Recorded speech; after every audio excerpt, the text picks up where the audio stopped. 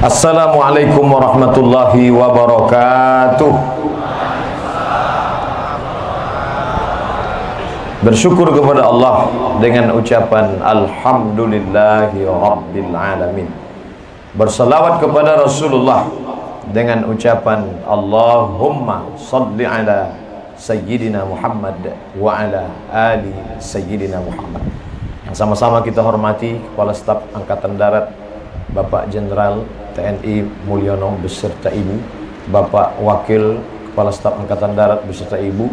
Selanjutnya bapak-bapak yang tidak dapat saya sebutkan nama jabatannya, saya khawatir salah karena menjelang berbuka ini kita kurang konsentrasi.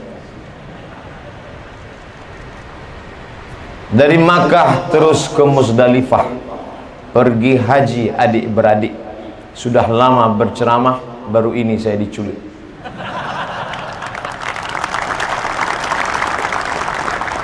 Yang besar tak dihimbau gelar, yang kecil tak disebut nama. Insya Allah kita semua dimuliakan Allah Subhanahu wa Ta'ala. Amin ya Rabbal Alamin.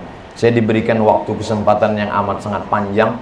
Insya Allah petang ini kita akan berbuka pada pukul 5.47. Dan inilah ceramah terpanjang, karena penantian azan maghrib itu luar biasa. Sampai-sampai banyak saudara kita yang mendengarkan azan zuhur rasanya seperti azan maghrib, karena mirip sekali. Bapak Ibu yang dimuliakan Allah Subhanahu wa Ta'ala, kalau ada istilah culik, maka saya adalah orang diculik yang jatuh cinta kepada yang menculiknya. Sungguh kata yang dipilih oleh Bapak Kepala Staf Angkatan Darat, kata-kata yang tajam, tapi sesungguhnya itu memberikan kelembutan yang luar biasa. Saya disambut, dijemput dari Bogor, dari markas Islamic Center Az-Zikra sampai kemari dengan pengawalan yang luar biasa. Kemudian disambut, biasanya saya datang menemui para pejabat, tapi hari ini saya yang didatangi ke kamar, diucapkan selamat datang, disambut, diajak berfoto. Lalu kemudian saya kira foto-foto ini kalau saya share akan menaikkan rating insya Allah. Dan menghilangkan tuduhan-tuduhan bahwa radikal, anti NKRI dan lain sebagainya bagi orang-orang yang tidak mengenal. Tak kenal maka tak sayang, tak sayang maka tak cinta. Datanglah Sukarni kepada Soekarno. Mirip namanya Pak Ustadz. Tidak ada yang kebetulan, ini takdir Allah. Pak Sukarni datang kepada Bung Karno, Presiden Insinyur Soekarno. Kata dia, kita ini Bapak Presiden harus kita deklarasikan proklamasi kemerdekaan Republik Indonesia hari ini, hari Kamis, tanggal 16 Agustus 1945. Kata Presiden Soekarno, besok 17 Agustus. Kenapa mesti menunggu besok? Kata Sukarni, karena besok adalah Jumat Legi. Saya percaya bahwa itu hari kebahagiaan. Presiden Soekarno percaya hitungan-hitungan hari. Besok adalah 17 Agustus dan angka 17 memiliki angka rahasia. 17 rakaat orang Islam salat menempelkan keningnya ke lantai mengagungkan Allah Subhanahu wa Ta'ala.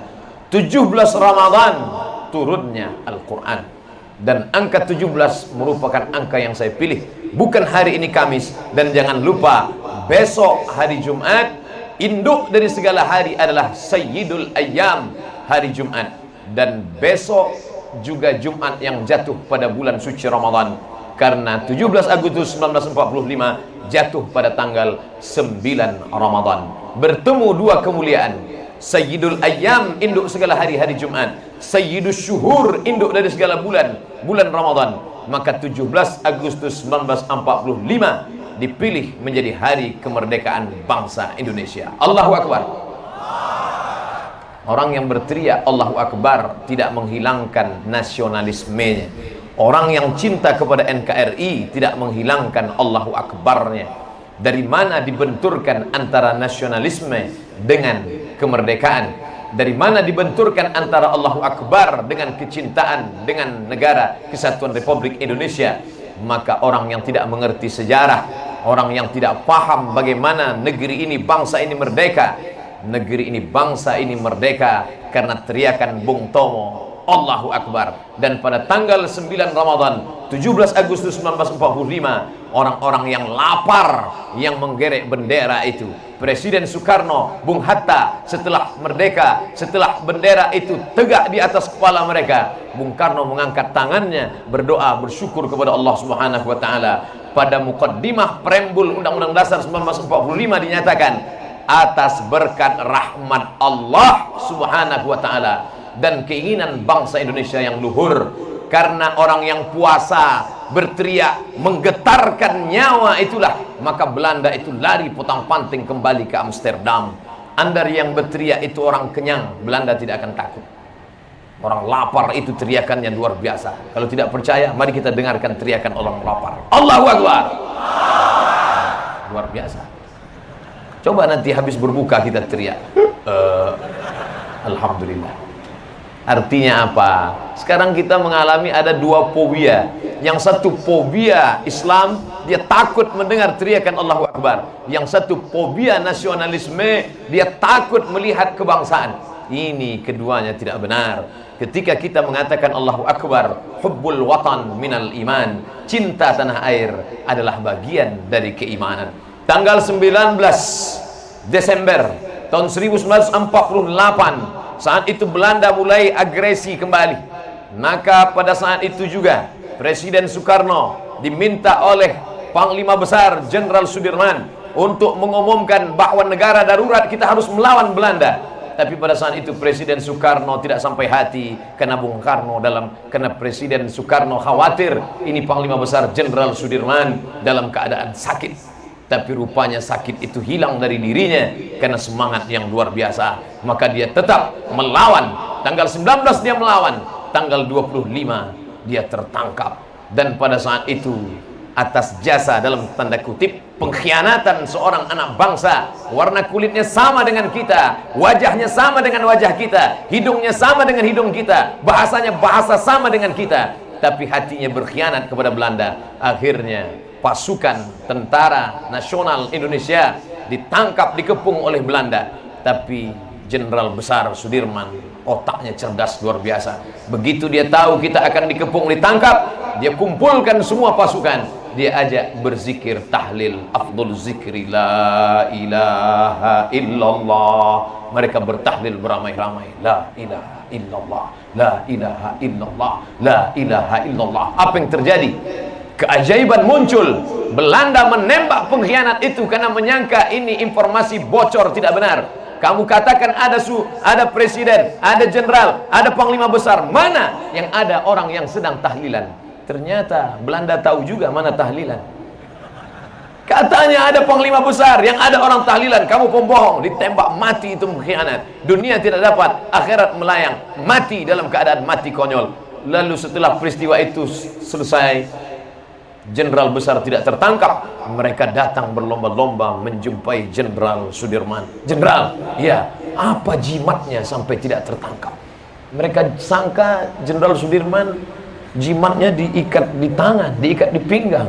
Mereka sangka ada keris kecil yang diletakkan di dompet. Ini bahaya kalau keris kecil kita letakkan di dompet, nanti kerisnya patah, pantat tertusuk.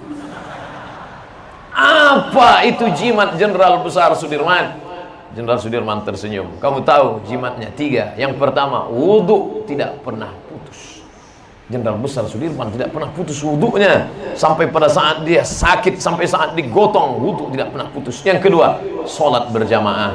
Karena dia adalah orang yang tak pernah tinggal sholat berjamaahnya. Sampai perang sekalipun, dia amalkan syariat yang diajarkan Nabi Muhammad SAW. Sholat khauf, sholat dalam keadaan ketakutan, disusun 2 pasukan berbaris. Itu yang diajarkan Nabi pada bala tentaranya. Nabi Muhammad menjadi imam, dan disusun baris pertama sholat, baris yang kedua memegang senjata untuk melihat kalau ada musuh datang. Selesai 2 rakaat salam, baris pertama mundur ke belakang, baris belakang maju ke depan, sholat dilaksanakan. Sampai apa kata Allah Ta'ala, wa idza kunta fihim fa aqamta lakumus shalah. Pada saat perang sekalipun kalian tetap melaksanakan salat berjamaah. Itu diamalkan oleh Panglima Besar Jenderal Sudirman. Pertama, wudu tak putus. Yang kedua, salat berjamaah walaupun perang. Yang ketiga, cinta kepada bangsa. Namanya tidak pernah minta diabadikan, dia tidak pernah minta dibuatkan patung besar, tapi hari ini jasanya diabadikan, namanya disebut untuk panglima besar, para ulama, para tentara, para pemuka, para pendekar, para orang yang berjuang dengan tetes darah penghabisan untuk negeri ini. Untuk mereka semua kita bacakan Al-Fatihah. A'udzubillahi minasyaitonirrajim. Bismillahirrahmanirrahim. Alhamdulillahirabbil alamin. Arrahmanirrahim. Maliki yaumiddin. Iyyaka na'budu wa iyyaka nasta'in. Ihdinas shiratal mustaqim.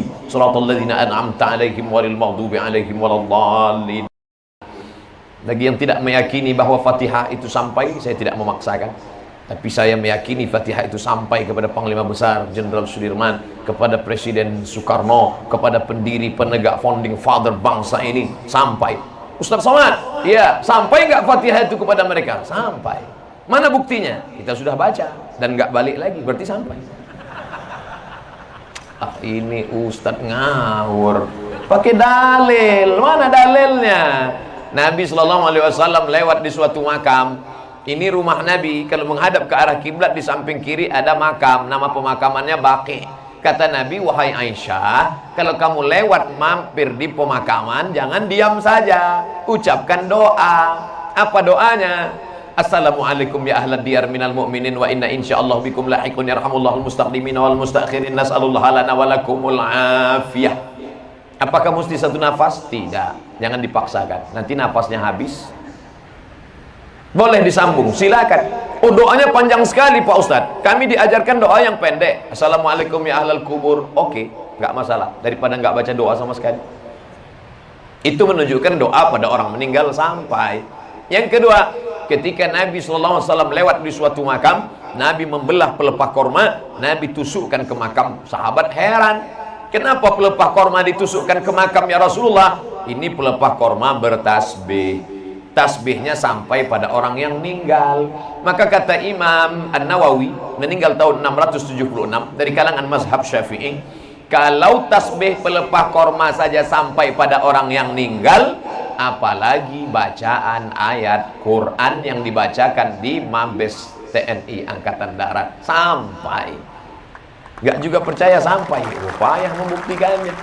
Saya sudah bacakan dalilnya. Sahabat Nabi namanya Abdullah bin Umar bin Khattab, anak kandung Umar bin Khattab. Dia berpesan, nanti kalau aku meninggal, di atas makamku bacakan pada bagian kepalanya awal Al-Baqarah, pada bagian kakinya akhir Al-Baqarah. Awal Al-Baqarah 5 ayat, bagian kaki Al-Baqarah 3 ayat. Lillahi ma fis samawati wa ma fil ard. Disebutkan oleh Imam Ibnu Qayyim Al-Jauziyah dalam kitab Ar-Ruh, murid Imam Ibnu Taimiyah. Itu menunjukkan bacaan Quran sampai. Dalilnya sudah, tetap juga ngotot, nggak percaya. Saya nggak yakin. Nama sampean siapa? Nama lengkap. Untuk apa Pak Ustaz? Nanti kalau mati saya kirim Fatihah. Kalau nggak sampai, cepat-cepat kasih kabar. Nggak usah dipermasalahkan. Yang mau setuju baca, yang nggak baca ya nggak apa-apa. Tapi saya tetap request pesan. Nanti kalau Bapak Ibu dapat pesan SMS, WA, Ustadz Somad sudah meninggal dunia, kirimkanlah Fatihah ke Riau, insya Allah sampai, tanpa sebutkan alamat. Untuk Abdul Somad, nggak perlu sebut titel pun sampai. LCMA, lagi cemas menghadapi anggota TNI. Bapak Ibu yang dimuliakan Allah Subhanahu wa Ta'ala. Saya tadi menduga di tengah jalan, ini pertama kali ceramah di Mabes TNI. Adapun di Riau saya diundang di Korem Wirabima. Hari ini saya ketemu dengan Bapak mantan Danrem, kenangan kami yang lama. Saya tak pernah melupakan beliau. Setiap ceramah saya selalu ingat beliau. Kenapa? Karena baju ini dari beliau. Oke. Saya biasa pakai baju polos-polos aja. Tapi kalau pakai baju ini ada bunga-bunganya. Jamaah nanya, baju Ustadz kok berbunga? Menunjukkan suasana hati sedang berbunga-bunga. Bapak Ibu yang dimuliakan Allah Subhanahu wa Ta'ala, almar'u ma'aman ahab. Orang akan tetap bersama dengan siapa yang dia cintai, walaupun dia sudah meninggal dunia. Hati kita masih bersama dengan Panglima Besar Jenderal Sudirman. Hati kita bersama dengan Presiden Soekarno. Hati kita bersama dengan para penegak bangsa. Kenapa? Karena jasa-jasa mereka. Itulah yang dikenang. Pisang emas bawa berlayar, masak sebiji di dalam peti. Hutang emas dapat dibayar, hutang luar negeri dibawa mati. Salah. Hutang budi dibawa mati. Kalau kita sudah berutang budi pada orang, kita akan bawa mati. Maka jangan sampai kita berutang budi. Mau tidak mau, suka tidak suka, saya sudah berutang budi. Kenapa? Akan dikawal 6 poreder menuju IPB. Masya Allah. Dulu waktu kecil di kampung, kalau sudah mendengar suara ini pasti 2 pejabat dengan orang mati. Bunyi ustadz keluar dari mobil. Masya Allah. Hanya Allah saja yang bisa membalas budi baik ini. Man ahsana ilaikum. Siapa yang pernah berbuat baik pada kamu, fakafi'uhu, balas budi baiknya. Kalau kamu tidak sanggup membalasnya, doakan mereka. Ya Allah, panjangkan umur para pemimpin-pemimpin kami yang ada hadir di sini. Sehatkan badan mereka supaya bisa menolong NKRI ini sebagai negeri yang dihormati di tengah dunia ini, ya Allah. Andai mereka mati, jadikan mereka sebagai orang-orang yang syahid karena sudah membela negeri ini. Orang yang syahid tidak merasakan 4. Yang pertama, tidak merasakan sakratul maut, melainkan seperti kal-qarsi, seperti cubitan pada tangan. Indahnya mati. Tiap pagi, tiap petang, tiap malam kita berdoa, Allahumma hawin alaina fi sakaratil maut. Ringankan kami waktu sakaratul maut. Kematian seperti tebasan pedang di tempat yang sama beratus kali. Kematian seperti kulit kambing, kambing dikuliti hidup-hidup. Kematian seperti mata kail pancing ditarik dari kulit yang basah.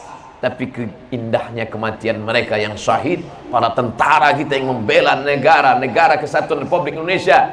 Nun, di tengah perbatasan, di sana tempat para pemberontak, gugur mereka, menangis istrinya. Wala taqulu lima yuqtalu fi sabilillahi amwat. Jangan katakan mereka mati, bal ahya, mereka hidup.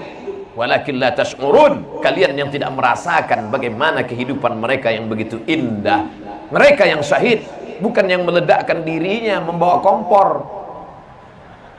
Mereka yang syahid, siapakah yang syahid? Mereka yang membela negaranya karena Allah Subhanahu wa taala. Dia langkahkan kakinya, bismillahi tawakkaltu 'ala Allah, la haula wala quwwata illa billah. Itu yang menghilangkan rasa takut dari dalam hatinya. Itu yang membuat dia tidak cemas ketika ditangkap tentara-tentara Israel oleh pasukan Palestina. Mereka buka, celananya, ternyata tentara Israel itu pakai pampers, kencing-kencing mereka, ketakutan.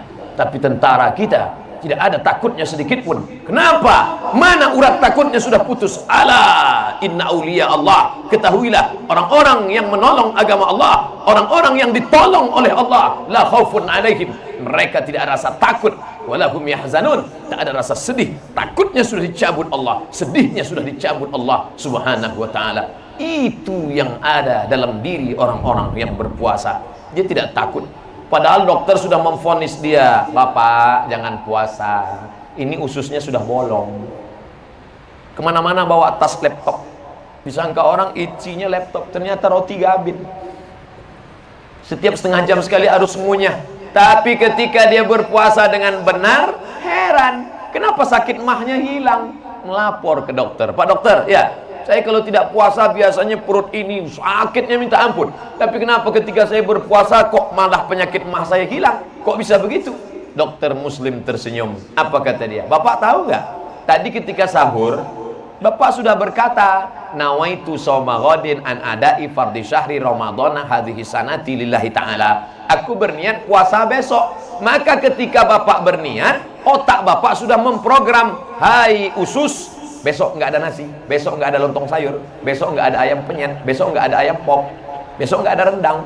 Maka pada saat itu semua organ tubuh Bapak sudah siap. Maka pada saat makan jam siang, jam sore, dia tidak akan mengeluarkan zat asam lambung. Kenapa? Karena dia tahu, wahai usus, kamu keluarkan zat asam lambung untuk mencerna nanti ketika azan maghrib berkumandang. Itu mukjizat Al-Quran, Allah yang kasih tahu.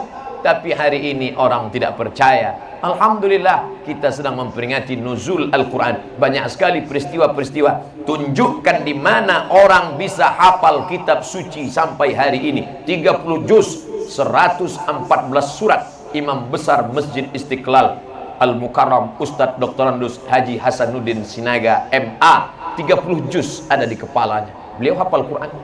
Tadi Quran tak beliau buka, tutup aja, pejam mata. Beliau kalau pejam mata, nampak semua 30 juz. Al-Baqarah, Al-Imran, Al-Ma'idah, An-Nisa, Al-An'am, Al-Anfal, semua ada. Coba kita, kolak 2 mangkuk. 30 juz di kepalanya, Pak. Ibu berapa?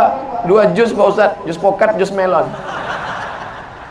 30 jus di kepalanya. Cita-cita ibu saya yang tidak tercapai sampai sekarang adalah ingin menjadi anak hafal Quran. Saya pulang membawa 2 ijazah, kiri LC, kanan MA. LC dari Al-Azhar Kairo, MA dari Maroko. Mak, aku bawa pulang LC MA. Kau nggak hafal Quran? Di Mesir nggak ada ngapal Quran? Ada, 4 tahun. Tingkat 1 2 juz, tingkat 2 2 juz, tingkat 3 2 juz, tingkat 4 2 juz, LC 8 juz. Pulang sekarang min. Setiap naik pesawat hilang 2 juz. Bapak Ibu yang dimuliakan Allah Subhanahu wa taala. Al-Qur'an luar biasa. Yassarnal Qur'ana lidzikri. Kami mudahkan Quran untuk dihafal. Fahal mim muddakir. Adakah yang mau menghafalnya? Adakah yang mau mengingatnya? Saya paham, saya tahu tentara-tentara banyak yang hafal Quran, banyak yang bisa baca Quran, tapi karena acara petang ini acara nasional, maka pakai qori naturalisasi dari imam besar Masjid Istiqlal. Kami ketika acara di Korem, Wirabima, Pekanbaru, saya lihat pakai baju tentara naik ke atas. Dalam hati saya, pasti qori nggak datang. Ternyata qori. Saya minta direkam, upload ke YouTube. Supaya apa? Supaya anak-anak yang melecehkan Al-Quran, yang menginjak Al-Quran, melihat itu gemetar dia. Kamu yang ngejek-ngejek Quran, kamu ngejek Quran kan karena selama ini yang baca Quran tuh ustaz, kamu sepelekan. Nih, tentara baca Quran. Melihat gambar tuh, mencret dia langsung. Bapak-bapak dari tentara, bapak nggak perlu ceramah, bapak nggak perlu kultum, cukup dengan seragam tentara, sholat di masjid, Allahu Akbar. Saya tinggal nunjukkan ke anak-anak, lihat tuh, lihat, tentara pakai pistol besi sholat. Ini pistol air nggak sholat. Lihat tuh, tentara, jenderal bintang 4 sholat. Ini bintang 7 nggak sholat, pusing kepala. Bangga kita luar biasa. Jadi itulah hebatnya. Makanya saya ketika tamat sekolah dulu, ada yang jadi tentara, ada yang jadi polisi, ada yang jadi pegawai, ada macam-macam. Sekarang alhamdulillah reuni, hidup lagi grup, kebanggaan luar biasa. Saya dijemput di bandara Kuala Namu, Sumatera Utara. Matang tentara pakai baju seragam. Assalamualaikum, waalaikumsalam. Ingat soman? Loh, dia nggak manggil ustaz. Soman gitu, siapa? Kawan satu kelas dulu. Masya Allah. Di Aceh juga begitu, di Banda Aceh. Kawan satu kelas dulu. Masya Allah, bangga saya. Begitu ketemu, langsung saya ajak foto. Foto. Untuk apa? Supaya ngejek-ngejek saya, supaya jangan lagi ngejek saya. Bapak Ibu yang dimuliakan Allah Subhanahu wa ta'ala, tolong agama Allah ini dengan seragammu, tolong agama Allah ini dengan kekuasaanmu, tolong agama Allah ini dengan jabatan yang ada di tanganmu. Pulang saya dari Maroko tahun 2008 bulan Ramadan, sekarang 2018 bulan Ramadan, genap 10 tahun saya sudah pulang ke pangkuan Ibu Pertiwi, Negara Kesatuan Republik Indonesia. Secara tak langsung ini hadiah terbesar yang diberikan Allah. Abdul Somad, 10 tahun kau ceramah, kuberikan kau hadiah terindah, ceramah di Mabes TNI Angkatan Darat. Masya Allah. Pulang saya, tiba-tiba datang 3 orang bapak-bapak.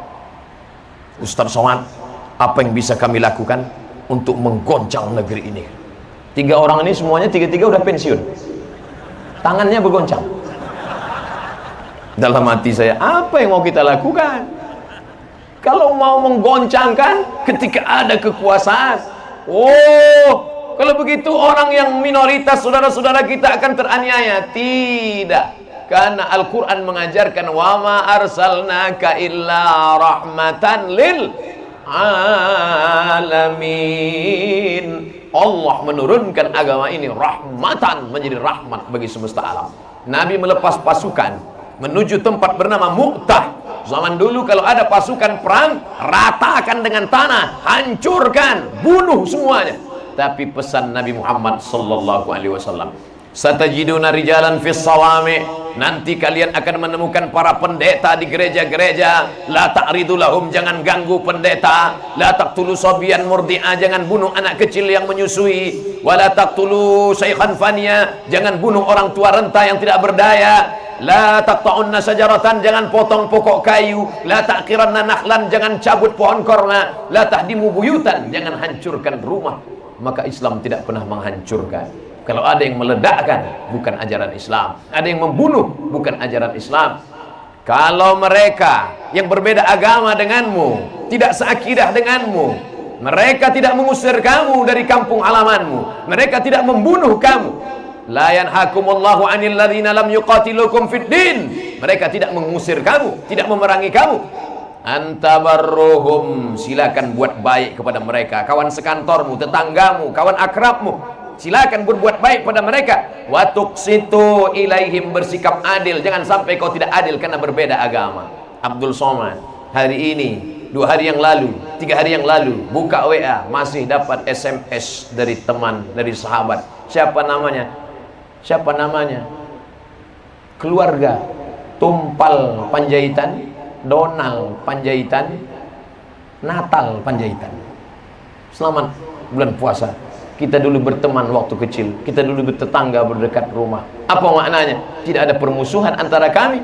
Tapi kalau sudah dalam ritual ibadah, wala ana abidum ma'abattum wala antum abiduna ma'abud lakum dinukum waliyadin.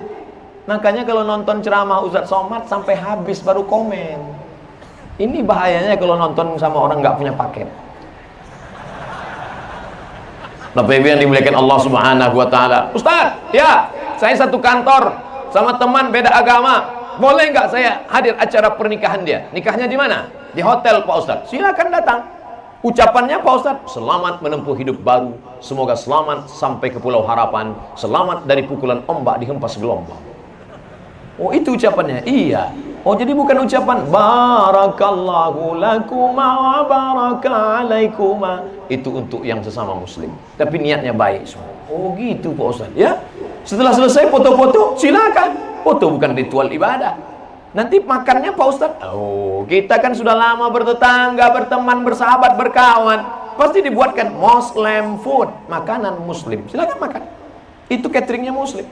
Setelah makan Pak Ustaz, ya pulang. Ada yang satu setelah makan di sini mampir non muslim food. Ayo pulang, mampir. Itu teman saudara kita yang makan, kita di sini. Saya kuahnya aja Pak Ustaz. Nggak bisa. Kita ada aturannya. Menjaga kesatuan ini penting. Ada seorang ulama besar namanya Imam Al-Hasan Al-Basri dari Basrah, Irak. Dia sakit. Tetangganya turun ke bawah rumah bukit, tetangganya di atas Kristen non muslim turun ke bawah. Lalu ketika dia lihat sampai ke ruang tamu, mana Hasan Basri? Hasan Basri di kamar, nggak bisa keluar. Oke, dia masuk ke dalam kamar, dia lihat ada ember di sudut kamar.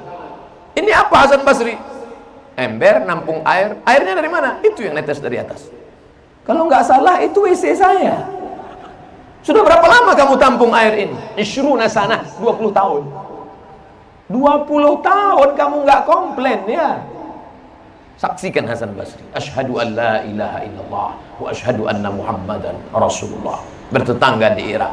Tidak sekalipun Hasan Basri bawa golok panjang masuk Islam, kalau nggak aku pancung kepala. Kelembutan hati itu yang membuat hati orang terbuka. Salam. Nama agamamu apa? Islam. Berasal dari kata salam. Salam itu bahasa Inggrisnya apa? Peace. Peace. Salam. Pipis, buang air kecil.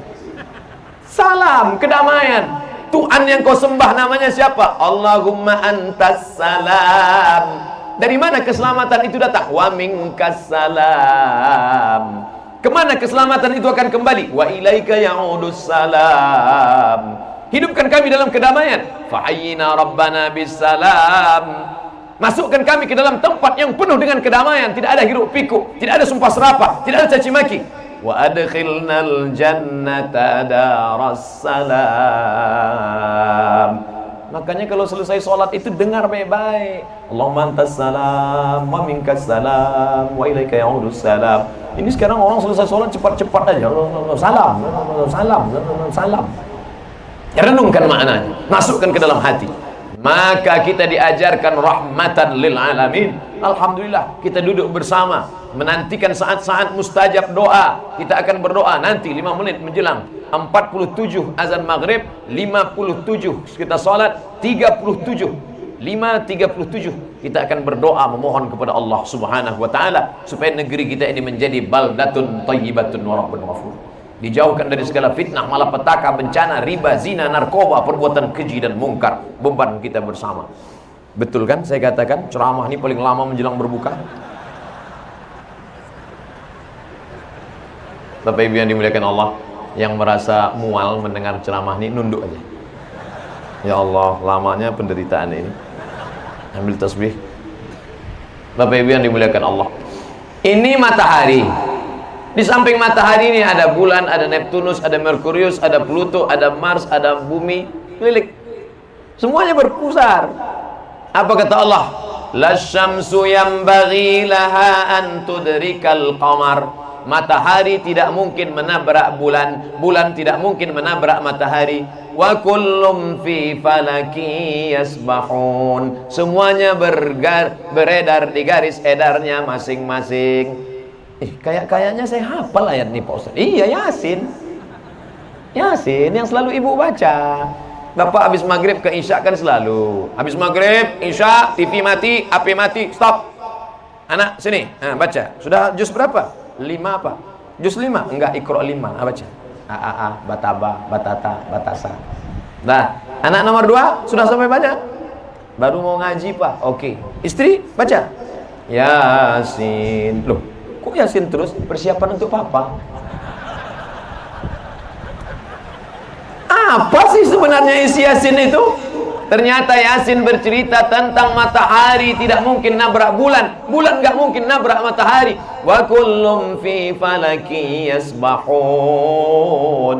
Semua beredar di garis edarnya masing-masing.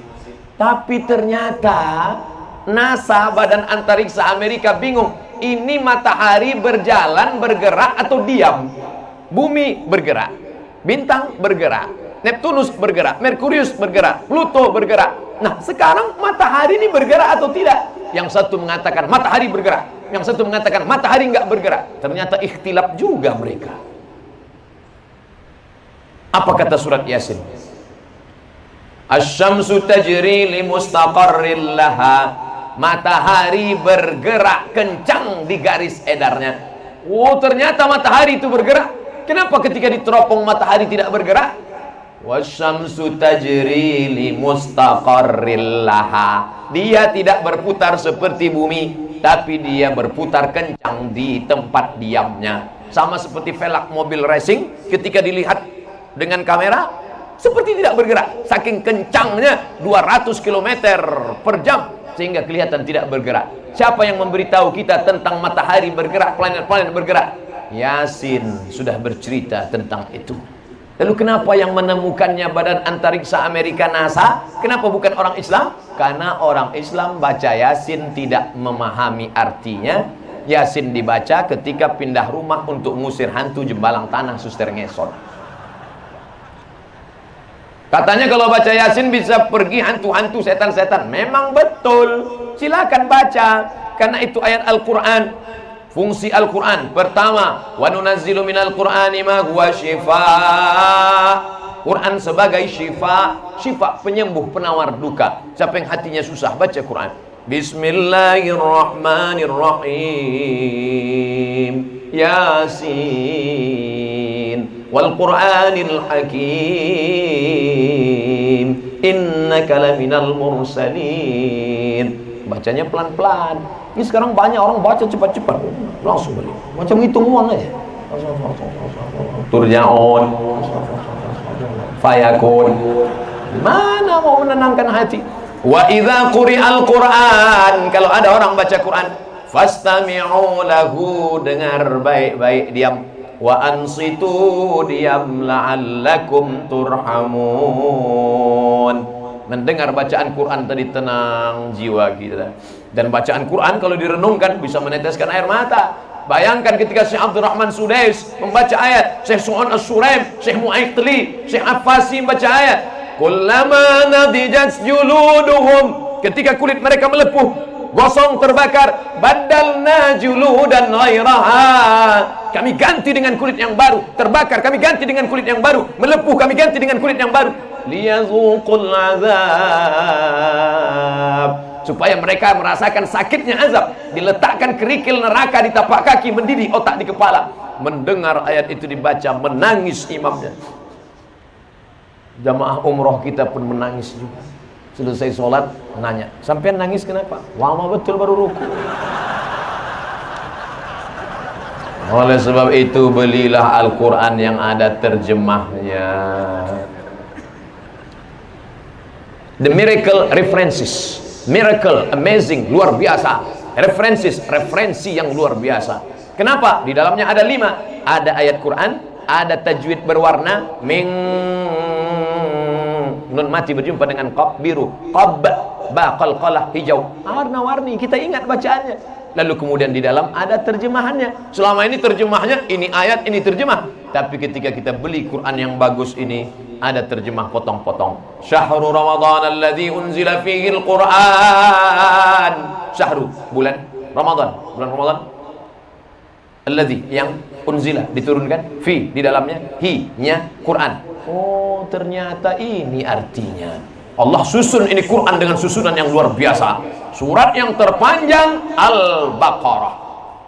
Di sanalah kosakata terbanyak. Sengaja disusun Allah di kosakata terbanyak, terbesar di surat Al-Baqarah. Siapa yang menguasai kosakata di surat Al-Baqarah 2 juz 4 lembar, maka otomatis dia menguasai surat-surat yang lain. Mudah bagi dia untuk memahami yang lain. Afala yatadabbaruna al-Quran, mengapa mereka tidak merenungkan isi Al-Quran? Am ala qulubin aqfaluha, apakah hati mereka sudah terkunci? Baik sekali. Tapi Quran ini belajar, kita mesti berguru. Kalau tidak berguru, kita tidak tahu bacaannya. Beli Quran, pulang ke rumah, baca sendiri, pahami sendiri, nyasar sendiri. Baca, baca. Alamaso. Hah? Kok alamaso? Sampean ngajinya di mana? Guru saya ada. Siapa gurunya? Google.com. Ya nggak bisa. Datang ke Istiqlal, jumpai Ustadz Dr. Andus Haji Hasanuddin Sinaga MA. Ustadz, saya mau belajar ngaji sama Ustadz. Tapi kalau bisa jangan yang lain-lain tahu, saya malu nih. 4 mata bisa Pak Ustadz? Kata Ustadz Hasanuddin, jangan kan 4, 3 pun bisa. Baca. Dia hafal Quran, nggak pakai mata pun bisa baca. Ini hafal Quran, kan tinggal baca saja. Tidak ada kata-kata terlambat. Saya lihat di TPI, Televisi Pendidikan Indonesia, dulu acaranya tengah malam. Memang biasa acara-acara agama itu tengah malam, jam-jam 1 lah. Apa acaranya? Orientalis dari Prancis masuk Islam. Orientalis orang barat yang mengkaji Islam, mencari kelemahan Islam, tapi malah terpedaya dengan Islam, akhirnya masuk Islam. Apa pesan dia? Baca Al-Quran dengan bahasa apa dia diturunkan. Sekarang banyak orang baca Quran pakai translate yang transliterasi Indonesia itu. Ketika baca ramai-ramai betul, tapi pas suruh baca satu-satu, coba baca sendiri. Ya Asin. Loh, kok ya Asin? Ini A-nya 2. Alat zina. Loh, kok menjadi alat zina? D sama Z itu bacanya la. Allazina. Dalam bahasa Arab ada huruf la, ada huruf za, ada huruf Allah. Itu tidak ada dalam bahasa kita. Ada sa, ada tha, ada sya, ada so. Abdus Somad. Qul huwallahu ahad, Allahus Somad. Tentang nama dia. Ini tidak ada dalam bahasa lain, Pak. Ribet nih bahasa Arab nih Pak Ustadz. Kenapa mesti diturunkan dalam bahasa Arab? Ribet ini bahasa Arab. Ente kan belajar bahasa Inggris. Iya. Dalam bahasa Inggris juga ada huruf sya, shin. Mana contohnya? Workshop. Where are you going? I am going to shopping center, Washington DC. S dengan H tetap sya. Makanya banyak pertanyaan ke WA saya. Ustaz, mana yang betul? Insya Allah pakai SY atau insya Allah pakai SH? Itu masalah transliterasi saja, Mas. Kalau Indonesia, shinnya SY, maka insya Allah. Tapi kalau Inggris, SH. Zakir Naik kenapa pakai SH? Karena dia India itu ikut ejaan Inggris. Kita nggak mau ikut Inggris. Belajar bahasa Inggris. Saya Pak Ustaz, anak saya pusing nggak bisa bahasa Inggris. Mudah, kirim ke Pare. Kirim ke Pare. Kawan saya kirim ke Pare, 6 bulan pulang lancar bahasa Jawanya. Bahasa Arabnya lancar juga, bahasa Inggrisnya lancar juga. Bonusnya TOEFL, Test of English Foreign Language. Inggris silakan, tapi jangan lupa, emang ente sholat pakai bahasa Inggris? Inna sholati, my praying, wa mahyaya, my life, wa mamati, my die, lillahi ta'ala, for Rabbi Fili, please forgive me, warhamni, bless me. Emang nggak bisa saya bahasa Inggris? Oleh sebab itu maka ini bahasa harus kita pahami. Saya tidak melarang orang bahasa Inggris. Malah kami di Maroko jajahan Prancis. Tiba-tiba pas lagi baca daftar mata pelajaran yang diambil semester ini, bahasa Prancis. Saya paling berani ngadap-ngadap begini. Saya datang ke rektor. Assalamualaikum rektor. Waalaikumsalam. Ini nggak ada gunanya nih bahasa Prancis. Nggak dipakai di Riau. Ente belajar di sini, ikut pelajaran. Kalau nggak mau, out. Ngeri juga kita. Akhirnya ngambil lagi pelajaran itu, belajar lagi dari awal. A, B, C, D, E, F, G. Dari awal lagi. Siapa nama kamu? Komong Tutapel. Nama saya Abdul Somad, Jumapel Abdul Somad. Saya mahasiswa di Darul Hadis Institute. Je suis étudiant à Darul Hadis Établissement. Saya tidak bisa bahasa Prancis, bisanya bahasa Arab dan Inggris. Je ne parle pas français, parle anglais, arabe. Pokoknya patah-patah tuh lidah. Yang penting beasiswa nggak putus. Artinya apa? Silakan anak-anakku, adik-adikku mau belajar bahasa, silakan. Ceramah Ustadz Somad akan diterjemahkan di dalam bahasa Mandarin, bahasa Inggris, bahasa Prancis oleh siapa? Anak-anak kita. Silakan, tolong agama Allah dengan kekuasaan, dengan kekuatan, dengan kecerdasan, dengan ilmu pengetahuan, tebarkan salam supaya jangan ada fitnah-fitnah, jangan ada fitnah. Ini semua kebaikan-kebaikan.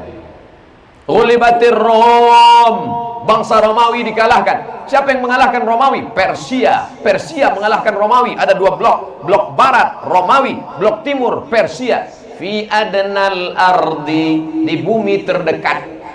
Terjemahan Al-Quran, coba perhatikan. Persia mengalahkan Romawi di bumi terdekat. Ternyata ditemukan sekarang terjemahan yang benar. Bukan bumi terdekat, tapi bumi terendah. Di mana bumi terendah? Dead Sea, laut mati. Dead mati, sea laut, Dead Sea, laut mati. Di Yordania. Ternyata di Yordania ada laut mati. Saking kan asinnya, ikan pun tidak hidup di dalam. Makanya banyak orang Indonesia, kawan kita, sahabat kita, tetangga kita pergi wisata ke laut mati, melihat kuil Petra, melihat keajaiban dunia. Tapi ada juga yang ingin dia capai di laut mati. Saya kemarin Pak Ustadz mandi di laut mati. Untuk apa? Ngirangin kudis, kurap, gatal-gatal. Garamnya dijual. Ternyata permukaan bumi yang terendah di bawah permukaan laut adalah laut mati. Al-Quran sudah bercerita 14 abad yang silam.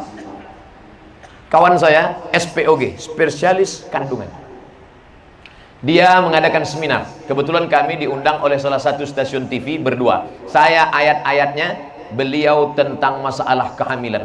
Lalu dia tanya, Ustadz Somad, ya, ini ada ayat manusia diciptakan dari nutfah, sperma, berubah menjadi alaqah, darah berubah menjadi mudghah, daging, lalu daging ini kemudian berubah menjadi tulang lalu kemudian dibalut oleh daging, lalu kemudian menjadi makhluk yang sempurna. Ditutup ayat itu dengan fatabarakallahu ahsanul khaliqin. Maha suci Allah sebaik-baik pencipta.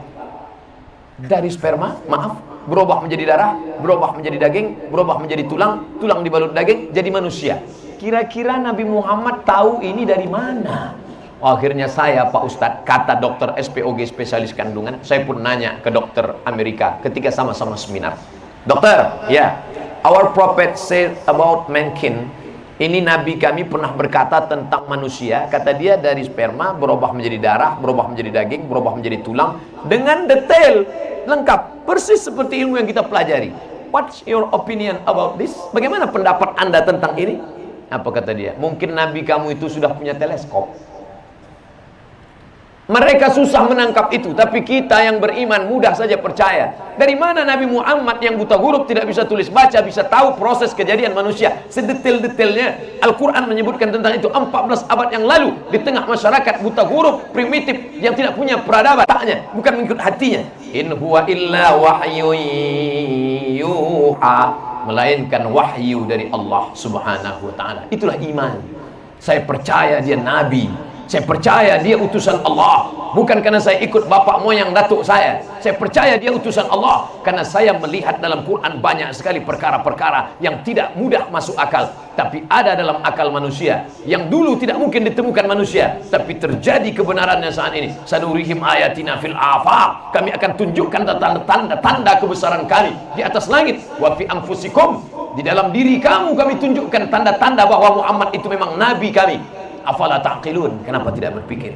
Afala tatafakkarun, kenapa tidak berpikir? Afala tatadzakkarun, kenapa kamu tidak berpikir? Lagi-lagi ilmu pengetahuan. Islam akan bangkit bukan dengan meledakkan kedutaan orang lain. Islam akan bangkit bukan dengan membunuh. Islam akan bangkit dengan menjunjung Al-Quran, memuliakan. Bagaimana cara memuliakan Al-Quran? Begini cara markas besar Angkatan Darat memuliakan Al-Quran, membuat pentas yang luar biasa. Rasanya saya masuk TV baru inilah sebesar ini. Masya Allah. Begini, saya tadi menduga waktu di jalan Ustaz Somad, ini acaranya intern TNI Angkatan Darat saja. Dalam bayangan saya paling 3 sop ini. Ternyata melimpah ruah. Hanya Allah saja yang memberikan kekuatan ini. Padahal sudah disiapkan kursi. Mana tahu menggeletar Ustaz nggak bisa berdiri. Allah memberikan. La haula wala quwata illa billah. Itu yang membuat bapak bisa tegar menghadapi musuh-musuh NKRI. Itu yang membuat bapak-bapak tentara kita bisa tegak berhadapan membela negeri ini. Ada kekuatan dari Allah Subhanahu wa taala. Dia selalu berkata la ilaha illallah. Saat lahirnya dibisikkan ke telinga sebelah kanan, asyhadu an la ilaha illallah. Bagi yang di dalam belum azan. Yang nggak nonton, oh sudah, belum. Ini baru contoh aja. Saat saya lahir, ayah saya yang membisikkan ke telinga saya sebelah kanan, asyhadu an la ilaha illallah. Saat saya lahir, ayah saya. Saat anak lahir, begitu juga. Saat cucu saya lahir, anak saya yang akan mengazankan dia. Waktu anak Ustaz lahir, ya lahir dia 1 Muharram. Pandai dia nyari tanggal. Assalamualaikum. Waalaikumsalam. Ini Ustaz Abdul Somad. Betul. Bisa datang ke rumah sakit, ini mau melahirkan. Saya sedang ada acara nih menyambut 1 Muharram. Jadi gimana Pak Ustaz? Ya lahir aja, masa nunggu saya pulang? Setelah pulang baru saya mengazankan ke telinga. Datang bidan, kata dia, Pak, anaknya pegang gini, kepalanya di sini ya. Dia ajari saya. Dalam hati saya, kamu mau ngajari saya. Dia nggak tahu saya Ustaz, karena saya pakai kemeja, digulung, nggak pakai peci. Dia sangka mahasiswa semester 7. Saya azankan anak saya, Allahu Akbar, Allahu Akbar. Tapi tak sanggup saya sampai akhir, meleleh air mata. Apa yang kau tangiskan ayah? Apa yang kau tangiskan Somad? Apa yang kau tangiskan? Aku menangis saat kau lahir ke alam fana ini. Aku membisikkan telingamu, la ilaha illallah. Aku tak minta banyak padamu nak. Aku tak ingin kau punya kekuasaan tapi kau lupa Allah. Aku tak ingin kau kaya tapi kau tidak tolong agama Allah. Yang kuinginkan cuma satu, saat aku mati meregang nyawa nanti, engkaulah yang membisikkan ke telingaku sebelah kanan, la ilaha illallah. Alhamdulillah, saudara-saudara kita, bapak-bapak kita, jenderal-jenderal kita punya kekuasaan, punya pangkat, punya jabatan, masih ingat Quran, masih ingat anak-anak yatim. Tuh anak yatim di sana, usap kepalanya, salam, sapu kepalanya. Setiap helai rambutnya, fi kulli sya'ratin, setiap helai rambutnya hasanat, kebaikan-kebaikan. Kenapa kepala anak yatim itu diusap Pak Ustaz? Ayah dia sudah meninggal dunia. Dia rindu kasih sayang. Anak-anak yatim, adik-adikku sekalian, menjadi yatim bukan kehinaan. Nabi Muhammad SAW anak yatim, Imam Syafi'i anak yatim, ulama besar Syekh Yusuf Qardawi anak yatim. Berapa banyak anak yatim? Adapun yang anak kaya-kaya, jangan bangga dulu, jangan berharap pada yang ada, jangan putus harap pada yang tidak ada. berharap pada yang ada. Bapakku hebat, orang kaya, tapi betapa Allah mengambil nikmat hilang. Tapi kau yang belum tentu ada yang maha ada, yang membuat yang tidak ada menjadi ada. Innama amruhu idza arada syai'an ayaqula lahu kun fayakun. Itu yang dibangkitkan semangat. Diundang anak-anak ini, mereka akan berjaya di masa depan, mereka akan menjadi orang yang berhasil. Sampai mati dia ingat, dulu kami diundang di Mabes TNI Angkatan Darat buka bersama. Kapan itu? 20 tahun yang lalu. Ketika itu aku masih anak yatim, sekarang sudah berhasil. Siapa yang ceramah waktu itu? Almarhum Abdul Somad. Di mana dia sekarang? Sudah mati dimakan cacing tanah. Tapi mengalir pahalanya ke makam. Ini pendidikan. Mendidik bukan sekedar ceramah, mendidik menunjukkan kepada umat, begini kami cinta Al-Quran, begini kami memuliakan Al-Quran. Apa salahnya? Tak ada salahnya, tak ada kelirunya. Andai Mabes TNI mau buat acara nuzul Quran, dibuat di ruang kecil, meja ngaji, selesai, foto-foto selesai. Tapi ini syiar, so force, menunjukkan kekuatan, bukan ingin menghinakan, bukan ingin merendahkan. Begini cara memuliakan Al-Quran. Al-Quran dimuliakan. Lama lagi. Rasanya jam ini tak bergerak. Ala hadhihin niyah, untuk niat yang baik. Al-Fatihah. A'udzu billahi minasy syaithanir rajim. Bismillahirrahmanirrahim. Alhamdulillahi rabbil alamin.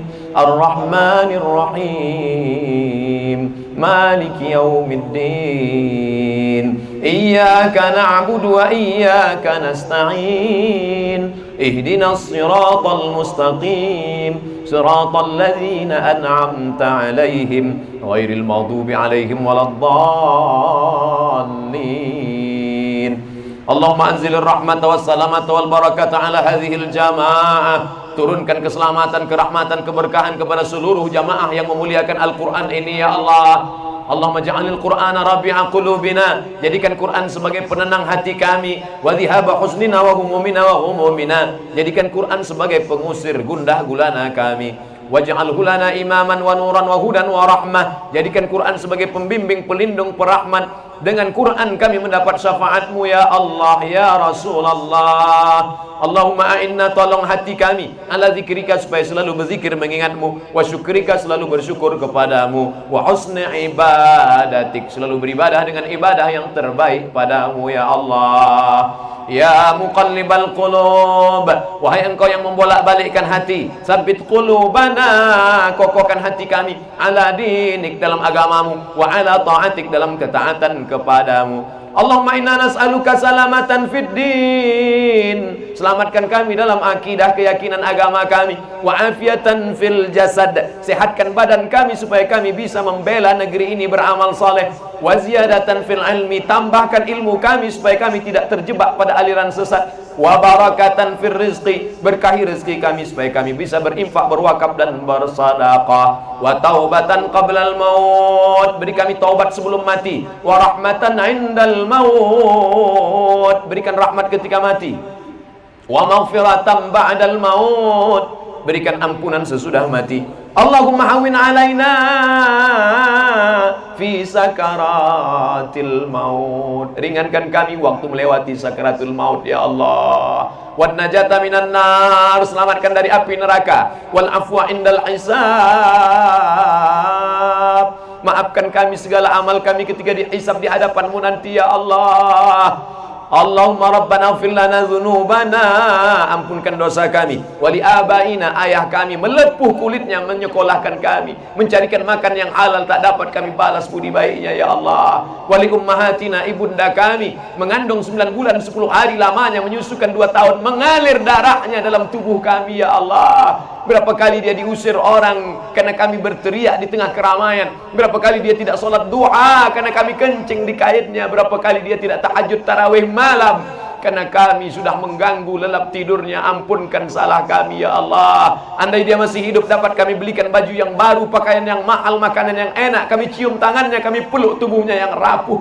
tapi sebagian sudah menghadapmu. Allahumma ja'al qabraha, jadikan kuburnya raudhatan min riyadil jinan, salah satu dari taman surgamu ya Allah. La taj'al qabraha hufratan min hufarin niran, jangan jadikan kuburnya salah satu dari lubang nerakamu ya Allah. Allahumma ja'alil jannata mathwaha, tempatkan dia dalam surgamu ya Allah, masukkan dia dalam nikmat rahmat barakahmu ya Allah. Rabbana hablana minas salihin, anak-anak kami yang sedang hidup di zaman luar biasa ini, jadikan mereka min huffazil Quran, para penghafal Quran, minal mujahidina fi sabilik, orang-orang yang menolong agamamu dengan nyawa dan harta mereka ya Allah. Allahumma dafa'an al-ghala wal waba wal fahsya wal riba wal zina wal munkar, jauhkan negeri ini dari malapetaka, bencana, musibah, riba, zina, narkoba, LGBT, perbuatan keji dan mungkar. Allahumma sallimna wa sallimil muslimin, selamatkan kami, selamatkan orang-orang Islam. Allahumma ansur ikhwanana al-mujahidin al-mustad'afin al-mazlumin fi Palestin, saudara kami yang sedang memperjuangkan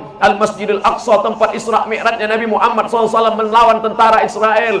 Kami tak sanggup datang ke sana, kami hanya bisa berdoa, tolong saudara kami yang teraniaya, jangan sampai kami dituntut di hadapanmu karena tidak pernah memberikan apapun, paling tidak doa. Doa silahul mu'min, doa senjata orang beriman. Allahumma lakal hamdu, segala puji bagimu, kami tak layak dipuji. Tu'izzu man tasha, kalau kau berkehendak kau angkat setinggi-tingginya. Wa tuzillu man tasha, kalau kau mau berkehendak kau hinakan kami serendah-rendahnya. Allahumma akrimna wa la tuhidna, muliakan kami, jangan hinakan kami. Rabbana taqabbal minna salatana, terima salat kami, wa siyamana, puasa kami, wa siyamana, puasa kami, wa takhassu'ana, khusyuk kami, wa ta'abbudana, ibadah kami, wa tammim taqsirana, sempurnakan segala kekurangan kami ya Allah. Rabbana atina fid dunya hasanah wa fil akhirati hasanah wa qina adzabannar. Wa sallallahu ala sayyidina Muhammad wa ala alihi wa sahbihi wa sallam. Walhamdulillahi rabbil alamin.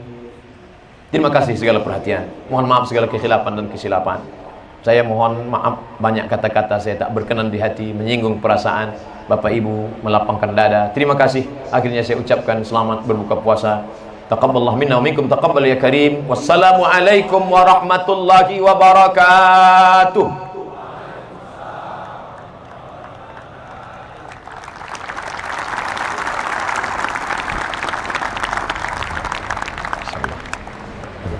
Barakallahu fiik. Jazakumullah. Selamat. Makasih banyak. Terima kasih. Jazakumullah. Insyaallah. Pak. Jazakumullah. Barakallahu fiik. Ya, Pak.